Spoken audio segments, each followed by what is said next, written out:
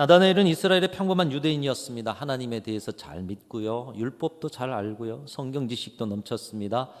로마의 압제하에 로마에 대한 분노도 있었어요. 그리고 이런 현실을 극복하게 해주실 구약 성경에 예언된 메시아도 기다리는 사람, 아주 순수한 평범한 유대인. 그래서 예수님께서도 오늘 본문에 47절에 보면 이는 참 이스라엘 사람이다, 그 속에 간사한 것이 없다, 하나님의 말씀, 율법, 그리고 하나님의 뜻만을 쫓아 살아가는 평범한 유대인, 순수한 유대인이었습니다. 그러나 그가 순수하고 간사한 것이 없다고 해서 그의 인생이 늘 새로움으로 가득 찬 것은 아닙니다. 여러분이 착하게 산다고 해서 우리의 심령이 늘 기쁨으로 충만한 것은 아니잖아요. 내 삶의 기쁨이 충만하고 날마다 부어주신 새로운 은혜를 누리며 사는 것과 그냥 내가 순수하게 착하게 살아가는 것과는 좀 다른 문제죠. 오히려 이 나다나엘의 순수하고 올곧게 살아왔던 삶의 태도는 그가 예수 그리스도의 소식을 들었을 때 고지식한 반응을 하게 만들었습니다. 친구 빌립이 와서 예수님 한번 만나보자, 우리가 그토록 기다려온 메시아, 내가 만나보니 그분이 메시아야, 한번 만나보자. 그렇게 할 때 나다나엘은 이야기합니다. 나사렛에서 무슨 선한 것이 날 수가 있어요. 순수했지만 고지식한 신앙이 그의 새로움의 길을 막는 장애가 되었던 것이에요. 그런데 그런 그가 예수님의 제자가 됩니다. 새로움의 기회를 잡습니다. 인생 가운데 꿈꾸어왔던 메시아와 함께 살아가는 삶, 메시아를 만나는 이 새로움의 은혜의 기회로 나아가는 사람이 되었다는 것이에요. 여러분, 어떻게 이 고지식한 나다나엘이 새로운 인생의 은혜를 입고 살 수 있는 메시아를 만나는 길로 나가게 되었는가? 우리는 나다나엘이 고지식한 유대인에서 예수님의 제자가 되는 과정을 통해서 새로움을 준비하는 지혜를 말씀을 통해 오늘 배워야 하는 것입니다. 우즈베키스탄에 이런 민화가 있습니다. 한 난폭한 왕이 있었는데요. 그런데 이 난폭한 왕의 취미가 찻잔을 수집하는 거였어요. 난폭한 만큼 뭔가 마음에 부드러움이 있었던지요. 찻잔을 수집하는. 어느 날 왕이 잔치를 베풀었습니다. 잔치를 하는 중에 이제 너무 흥이 나니까 내가 좋아하는 찻잔에 차를 마시고 싶었던지 그 찻잔을 내와라. 그런데 차를 마시다가 이 찻잔이 그만 땅에 통 떨어져서 찻잔이 깨져버린 것이에요. 자신이 가장 좋아하는 찻잔. 왕은 온 나라의 도자기 공들을 부릅니다. 그리고 깨진 찻잔을 원래대로 만들어 놓지 않으면 목을 베겠다. 내가 사랑하는 찻잔인데 이 찻잔 원상복귀 좀 해라. 왕이니까 이런 명령을 할 수 있겠죠. 그래서 당황한 도자기 공들이 100세가 넘은 장인 우스만이라는 사람을 찾아갑니다. 그러자 우스만이 한 1년만 시간을 주면 내가 왕의 찻잔을 잘 이렇게 복구해 드리리다. 하루가 지나고 이틀이 지나고 365일이 되는 날 손자와 함께 보자기를 들고 나타났습니다. 그리고 보자기 안에는 그 왕의 깨진 찻잔이 딱 놓여져 있는 거예요. 모두들 우스만의 그 비법을 궁금해했습니다. 그런데 함께 온 우스만의 손자도 도대체 할아버지가 그 왕의 찻잔을 어떻게 다시 복구를 했을까? 그래서 몰래 작업실에 들어가 봤어요. 근데 작업실에 들어가 봤더니 왕의 깨진 찻잔은 그대로 작업실에 있더라는 거예요. 우스만이 1년 동안 작업실에서 했던 것은 깨진 찻잔을 붙인 것이 아니라 그 깨진 찻잔과 똑같은 찻잔을 만들었던 것입니다. 이 이야기가 주는 교훈은 이렇습니다. 인생을 살다 보면 깨어진 조각을 붙이는 것보다 새로 시작하는 것이 이로울 때도 있다라는 것이에요. 깨어진 것을 붙들고 그것을 붙이고 붙이려고 안간힘을 쓰지만 차라리 그 힘을 가지고 다시 시작하는 것이 지혜로울 수 있다라는 것입니다. 하나님께서도 이사야를 통해서 죄로 인해 심판받은 깨어진 이스라엘 백성들을 향해서 동일한 원리를 가르쳐주고 계십니다. 이사야서 43장에 보면 하나님께서 이스라엘 백성들에게 말씀하셔요. 보라, 내가 새 일을 행하리니 이제 나타낼 것이다. 너희가 그것을 알지 못하느냐? 반드시 내가 광야의 길을, 사막의 강을 만들어 내 백성 이스라엘에게 그 물을 먹이게 하겠다. 새 일의 역사를 내가 이루겠다. 그런데 조건이 있다. 너희는 이전 일을 기억하지 말며 옛날 일을 생각하지 말라. 한번 따라합니다. 이전 일을 기억하지 말며 옛날 일을 생각하지 말라. 오직 새 일을 행하는 나를 바라보라. 주님이 말씀하십니다. 여러분, 하나님과 새 역사를 써가는 데 있어서 깨어진 과거의 것들을 붙들고 그것을 붙이려고 해결하려고 애를 쓰기보다는 하나님이 주시는 새 역사가 내 인생 가운데 반드시 펼쳐질 것이라는 믿음을 가지고 지금 이 자리에서 깨어진 것보다 하나님의 새 역사에 집중하는 것이 더 지혜로운 일이요, 그 일을 하라고 이스라엘 백성들에게 말씀하고 있는 것입니다. 사도 바울도 빌립보 3장을 통해서 같은 이야기를 하고 있습니다. 이렇게 고백해요. 주님의 사역이 참 힘들지만 내가 이미 얻었다 함도 아니요 온전히 이루었다 함도 아니라. 아직까지 다 완성되지 못했다는 거예요. 오직 내가 그리스도 예수께 잡힌 바 된 그것을 잡으려고 달려가노라. 형제들아, 나는 아직 내가 잡은 줄로 여기지 아니하고 오직 한 일, 즉 뒤에 있는 것은 잊어버리고 앞에 있는 것을 잡으려고 푯대를 향하여 그리스도 예수 안에서 하나님이 부르신 부름의 상을 위하여 달려가노라.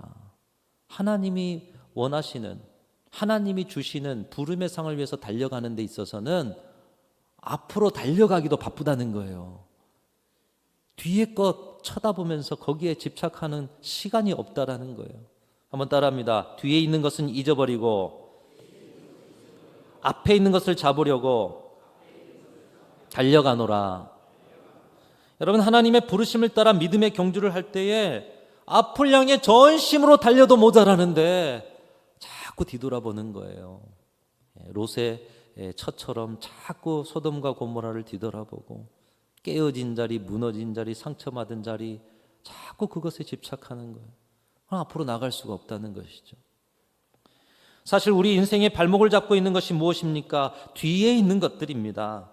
앞에는 새로움이 있고 앞에는 하나님이 예비하신 새 역사가 있지만 뒤에 있는 것들, 깨어진 것들, 무너진 것들, 상처받고 나를 제한했던 많은 것들, 나도 모르게 그것이 내 것인 양, 그것을 어떻게 수습해 볼까? 어떻게 해결해 볼까? 어떻게 깨어진 것을 붙여볼까? 여러분, 그러나 새로움을 얻기 위해서 가져야 하는 한 가지 지혜는 과거에 깨어진 것에 대한 집착보다 버려야 할 것이 무엇인가 버리고 하나님의 새 역사를 바라보는 것이 참 지혜인 줄로 믿습니다. 오늘 나다나엘이 그 새로움을 시작했어요. 예수님을 따를 새로울 기회가 왔을 때 그도 하마터면 이 새로움의 은혜를 받지 못할 뻔했는데, 근데 그가 예수님의 제자가 되었거든요. 새로움의 은혜를 받았거든요. 그럴 수 있었던 것은 뭐냐?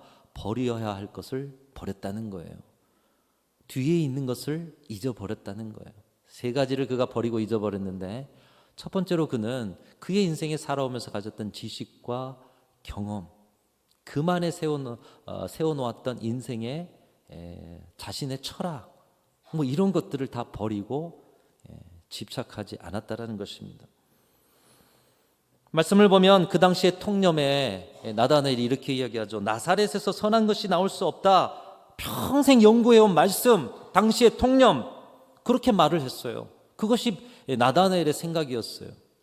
그러나 그는 빌립의 권유를 통해 결국 그의 지식과 통념에 반대되는 길, 예수 그리스도를 만나는 길로 갔다는 것입니다. 여러분, 이건 쉬운 일이 아닙니다. 우리도 평생 살아오면서 나이가 많아질수록 또 자신의 인생의 위치가 커질수록 자기가 틀린 줄 알면서도 한 번 내뱉은 말 끝까지 고집할 때가 있잖아요. 끝까지요. 왜 틀린 줄 알면서 고집합니까? 그걸 버리기가 쉽지가 않아요. 그걸 인정하기가 쉽지가 않아요. 여러분, 사실 우리가 지금 이 자리에 서 있는, 여러분의 인생의 자리 속에서 오늘 이 시간에 이 자리에 서 있는 이유가 무엇입니까? 하나님의 인도하심도 있지만 한편 여러분의 많은 인생의 자리는 여러분의 지식과 경험을 의지하면서 선택한 삶의 결과 아니겠습니까? 여러분이 가지신 생각과 편견과 고정관념과 지식과 경험과 이 세상의 지혜가 여러분을 지금 이 자리까지 인도해 온 거예요. 우리 인생이 깨어지고 무너져 있다면 결국 우리의 지식과 경험을 따랐던 우리의 선택이 우리의 인생을 깨트려 왔고 무너뜨려 왔던 것입니다. 그럼에도 나는 여전히 내 지식을, 내 경험을 고집하고 있지 않습니까? 그래서 나다나엘이 첫 번째로 자신의 지식과 경험을 버렸다. 그것과 반대의 길을 걸었다. 쉬운 일이 아닙니다. 두 번째로 나다나엘은 지식과 경험뿐만 아니라 자신의 안정된 자리를 버렸습니다. 무화과 나무 그늘 아래서 그는 말씀을 묵상했어요. 기도를 드렸어요. 묵상하며 안주하며 자신의 마음에 만족했던 자리, 하나님, 저는 이 자리로 충분하지 않습니까? 무슨 새로움이 필요해요? 이 무화과 나무 아래에서 하나님이 주신 그 새로움도 이미 충분한데요.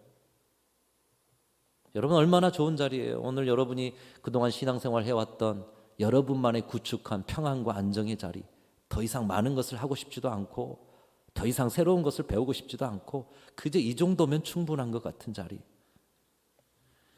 그런데 나다나엘은 그 자리를 벗어나 가보지 않은 새로운 자리로 나아갔던 것입니다. 확고한 유대인의 자리, 자신만의 기도의 자리, 그 자리에서 떠나서 불안한 예수의 제자의 자리로 나아갔더라는 것입니다. 오늘 이 자리에 여러분은 어떤 자리에 서 계십니까?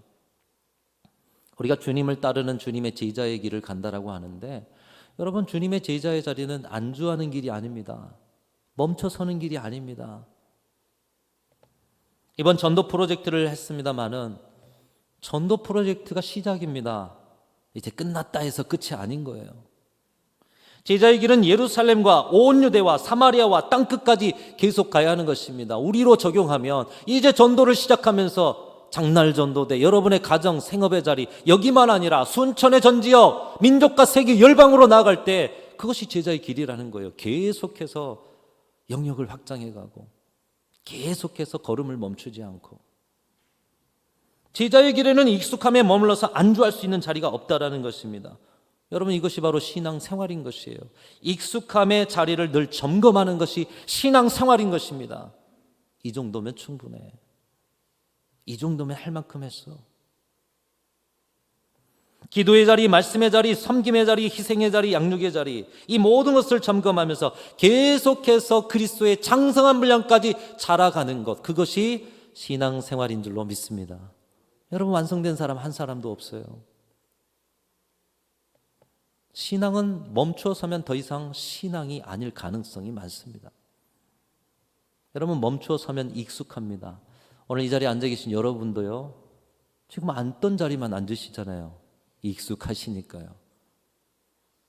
근데 우리가 신앙생활하면서 익숙해진다 생각하면 여러분 점검하셔야 한다는 거예요. 멈춰서면 익숙해집니다.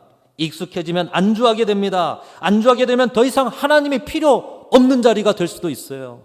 왜? 내 스스로 구축해내온 안정. 안정스러운데 하나님이 왜 필요합니까? 하나님이 필요 없으면 죄악의 자리로 변질될 수 있다라는 거예요. 많은 지도자들이, 많은 신앙인들이 왜 처음과 끝이 다른가? 우리가 항상 두려워해야 할 일이 바로 그것입니다. 안주하면, 익숙하면 안주하고, 안주하면 하나님이 필요 없을 수 있다는 거예요. 하나님이 필요 없으면 죄악의 자리로 변질될 가능성이 크다. 다윗이 그것을 보여주고 있어요. 도망자로 쫓길 때는 매 순간 계속해서 멈출 수가 없었어요. 하나님 의지하는 것을 멈출 수가 없었어요. 그런데 왕궁의 자리에서 편안과 안정이 있다 보니 하나님 의지함이 멈춰버렸어요.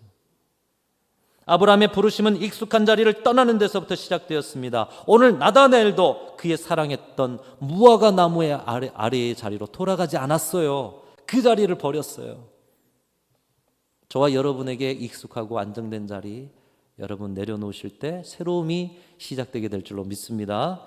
세 번째로 나다나엘은 새로운 출발을 위해서 자신의 말을 바꾸었음을 보게 됩니다. 이전에 이렇게 이야기합니다. 나사렛에서 선한 것이 선한 것이 나올 수 있다고. 그 예수란 사람 나사렛 출신 아니야? 약간 빈정대는 투로. 그런데 주님을 만난 후에 이렇게 고백합니다. 당신은 하나님의 아들이요, 당신은 이스라엘의 임금입니다. 부정적인 말이 긍정적인 말로, 빈정대는 말이 믿음의 고백으로 말이 바뀌었어요. 말이 바뀌었어요. 여러분의 말이 바뀌어야 새로움이 여러분에게 찾아옵니다. 그는 부정적인 말을 버렸습니다. 평가적인 말을 버렸습니다. 비판하는 말을 버렸습니다. 새로움을 위해서 말이 바뀌어야 함을 보여주고 있습니다. 말은 그 사람의 인생의 집합체요, 그 영혼의 거울입니다. 여러분, 나다나엘의 말을 보십시오. 오늘 본문 그 이후에 다른 어디에서 나다나엘을 찾아볼 수 있겠습니까? 근데 오늘 본문에 나다나엘의 말 몇 가지밖에 나오지 않아요. 그런데 그 모든 것이 다 짧은 말 속에 담겨 있습니다. 말이 새로워지지 않고는 그 어떤 것도 달라지지 않습니다. 여러분의 말도 그렇습니다. 여러분이 누구인가를 보여주는 것이 여러분의 말인 것이에요. 여러분, 말은 참 중요합니다. 성경 말씀도 인간의 언어로 기록되었어요. 창조에도 하나님은 말씀으로 세상을 창조하셨어요. 선포되는 말씀, 오늘 부족한 종을 통해서도 선포되는 여러분 각자에게 주시는 말씀도 지금 말을 통해서 전해지고 있어요. 신앙의 간증도 결국 말을 해야 간증이 될 수가 있어요. 그러나 서로를 비방하는 것도 말이요, 문제를 일으키는 자리에 모두 말이 있는 것입니다. 광야의 이스라엘 백성들에게 주님 말씀하시죠. 너희 말이 내 귀에 들린 대로 내가 시행할 것이다. 그리고 그 시행하신 말씀, 불평과 원망 그대로 광야의 그들은 엎드러져 죽었습니다. 말이 새로워져야 한다는 거예요. 새로움의 출발은 여러분의 말로부터. 여러분, 정리하자면 나다넬은 새로운 제자의 길, 이 새로움의 은혜를 받기 위해서 자신의 지식과 경험을 버렸습니다. 그리고 자신의 안정된 신앙의 자리도 버렸고요. 그리고 자신의 진한 말도 버렸습니다. 내 지식에 맞아야 하고 내 생각에 좋은 자리여야 만족하고 내가 비판하지 않을 수 있는 그런 일들이 있을 때만 그제야 한 걸음 새로운 걸음을 뗄 수 있다라는 그 생각. 여러분, 그 생각을 가진다면 그 어디에 새로움이 있겠습니까? 내 생각과 내 지식에 맞는 자리 다 맞습니까? 내가 만족할 수 있는 자리가 어디 있어요? 내가 판단하지 않을 수 있는 자리가 어디 있어요? 여러분, 그러나 그런 자리에서도 하나님은 새로운 역사를 우리에게 허락하실 분이, 그 능력의 하나님이 바로 우리 하나님이신 줄로 믿습니다. 내 지식에 맞지 않아도 새롭게 역사하실 수 있는 분, 내가 안정적이라고 생각하지 않아도 그 속에서 새로운 역사를 주실 분, 내 생각에는 너무 판단할 만한 일이 많아도 그 속에서도 새로운 역사를 이루실 분, 여러분, 우리 하나님이신 줄로 믿습니다. 나다넬에게 새로움의 준비는 바로 그것이었어요. 자신이 살아왔고 체계를 만들었던 지식과 경험을 버리고 안정적인 자리를 버리고 판단과 말을 버리고.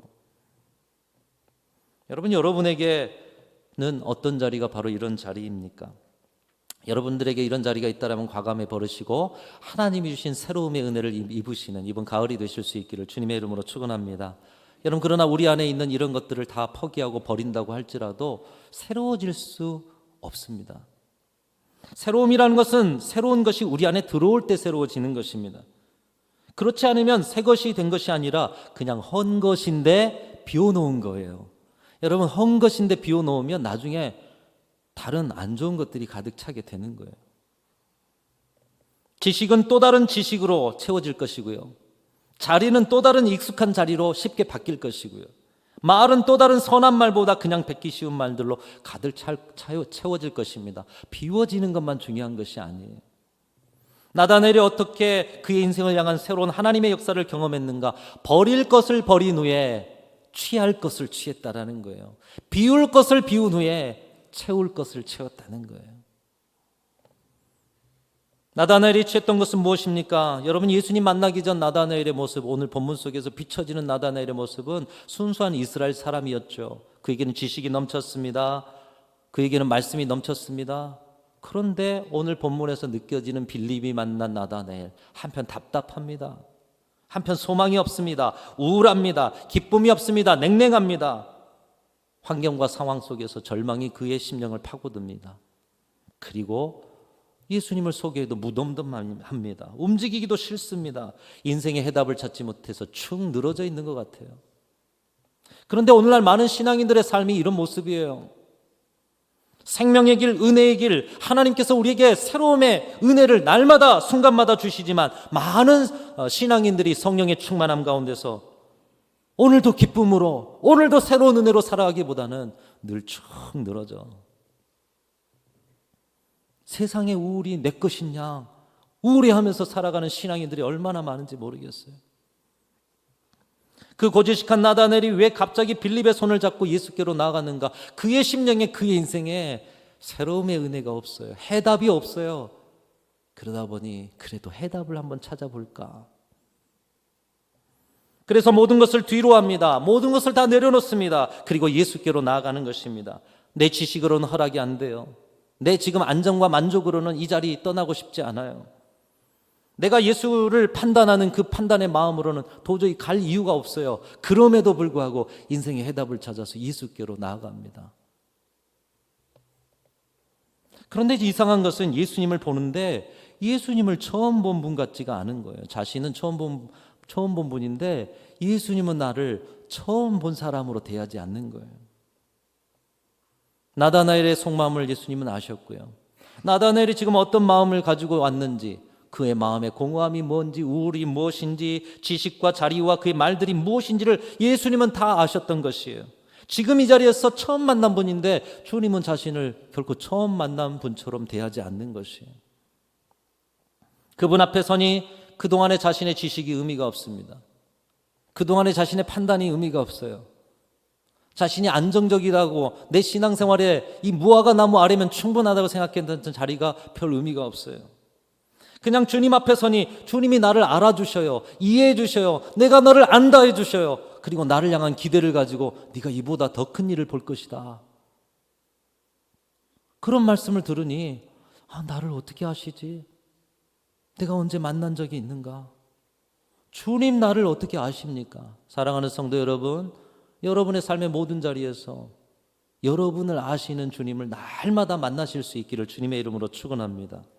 자신보다 자신을 더 잘 아시는 그의 평생에 그리던 인생의 해답, 내가 어디로 가야 할지, 어떤 은혜를 입어야 할지 알지 못했는데 그 해답을 갖고 계신 메시아를 만나게 된 것이에요.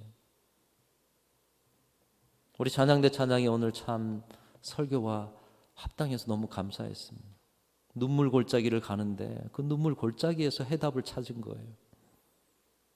이전에는 눈물의 골짜기였는데 예수님을 만나니 이제 그쪽에서 그 만남 속에서 꽃들도 새들도 모든 인생의 것들이 다 달라져 버리는 거예요. 그래서 돌아갈 필요가 없습니다. 돌아갈 필요가 없어요. 이전의 지식과 경험으로 돌아갈 필요가 없어요. 이전의 무화과 나무 아래로 돌아갈 필요가 없어요. 이전에 자신이 판단했던 그 말들로 돌아갈 필요가 없어요. 그리고 예수님을 따라다니는 제자의 길을 그의 삶 속에 채우는 것입니다. 주님과의 만남을 그의 삶 속에 채워낸 것이에요. 사랑하는 성도 여러분, 결실의 계절 가을에 저와 여러분의 인생에 놀라운 새로운 은혜가 충만하게 체험되는 이 가을이 되실 수 있기를 주님의 이름으로 축원합니다. 그러기 위해서는 먼저 여러분이 가지신 지식과 경험, 여러분이 안정되다 하는 그런 삶과 신앙의 자리, 그리고 여러분이 판단하셨던 그런 모든 속에서의 말들 다 버리십시오. 그리고 그 속에 예수 그리스도와의 만남을 채우실 수 있는 귀한 성도들이 되시기를 축복합니다. 그분은 여러분을 아셔요. 그분은 여러분이 가야 할 길을 아셔요. 그분은 여러분의 심령의 아픔도 아셔요. 우리의 삶에 예수 그리스도의 만남을 채울 때 바로 그 예수께서 우리에게 새로운 은혜를 주신다. 모든 것을 다 비우고 예수로 채울 때, 예수로 충만할 때 저와 여러분의 삶은 이전과 다른 차원이 다른 새로운 인생이 되어지게 될 줄로 믿습니다. 우리 새 가족들이 왔고요. 오늘 세례식을 하고요. 가을에 그 은혜를 누리기 위해서 우리 순천중앙교회에 주시는 말씀이 바로 이것입니다. 저와 여러분이 하나님이 주시는 새로운 은혜를 얻기 위해서 오늘도 비울 것은 비우고 예수로만 채우는 이 복된 인생을 살아가시기를 주님의 이름으로 축원합니다.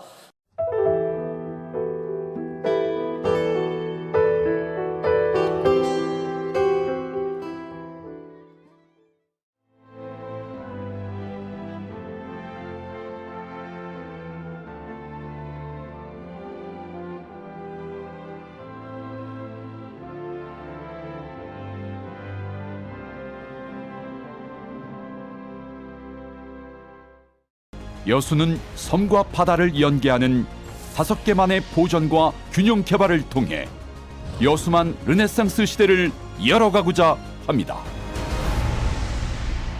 이제 여수의 새로운 미래, 여수만 르네상스가 실현됩니다.